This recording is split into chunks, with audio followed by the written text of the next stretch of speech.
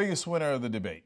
I think it's Rubio. And there's only a slight pause because both Cruz and Rubio did do a very good job of going after Trump.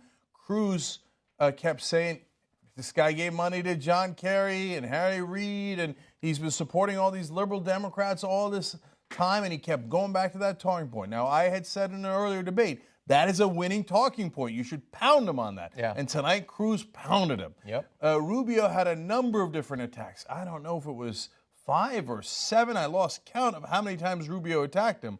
And I thought he did a really good job because the problem with Rubio is I was never convinced that there was anything behind the boy, right?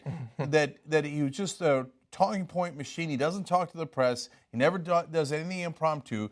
Chris Christie unmanned him in another debate, and he didn't know how to respond. But in this case, he was off the talking points. He was definitely responding based on what was happening, and he had a lot of really good lines. Yes. So if this race is going to narrow, I think there's some chance after tonight, now you'd have to have a lot of these strung together, this is just the beginning, that Rubio finally has a shot at being one-on-one against Trump, that he might be the one that survives against Trump. And that if they had a two-man debate, that he could hold his own. They installed some kind of auto-adaptive linguistic program in Rubio. Like he was like smiling and he looked human-esque. Yeah. And that's what we wanted to see.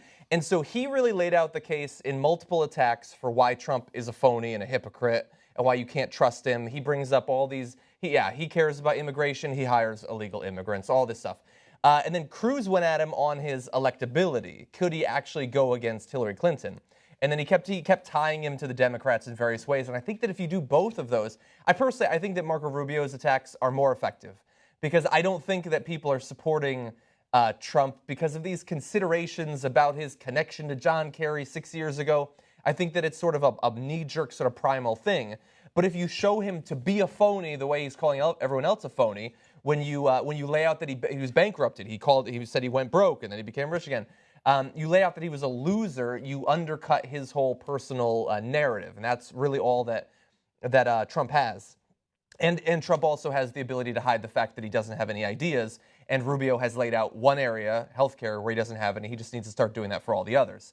And so both of them did great work in doing that. But I do think that Rubio led the way on it. I think that he's going to be seen. When you see the articles tomorrow about how they all did the body blows, I think they're going to be talking about Marco Rubio far more. He was more effective. He was more human. Cruz had the attacks, but he's still the disgusting, smarmy human being that he is.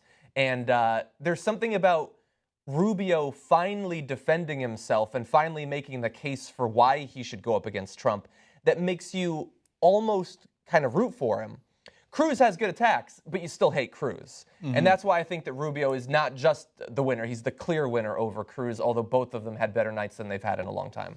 And one last thing about why Rubio, in my mind, is such a clear winner, because I thought Kasich could really make a run against Rubio, but I think he ended that tonight. I think he gave up. Yeah, I mean, I think that Kasich had his little moment in New Hampshire there, but now you got a sense with the super aggressive attack of Rubio against Trump that, no, that's the guy. That's the guy who's going to fight Trump.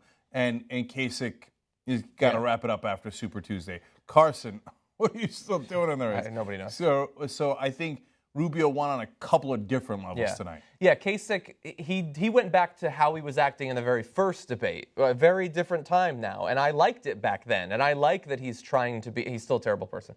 I like that he's trying to be sort of reasonable, and, we have to have serious ideas, it's a serious time, he's totally right, but your party isn't serious, your electorate isn't serious, so you gotta move on. And it didn't have to be Rubio. That's what made it so surprising. Is when there was 75 candidates, if you were to list the top 5 that were most likely to stick it to Trump, Rubio wouldn't have been in that top 5. He wouldn't have been in the top 10 probably. I would have given Fiorina a better chance than Rubio because Rubio is a boy, as you've pointed out. But I don't know if it was he took the Iadarola at the right time today, but Rubio came in ready to swing, and it was great to watch.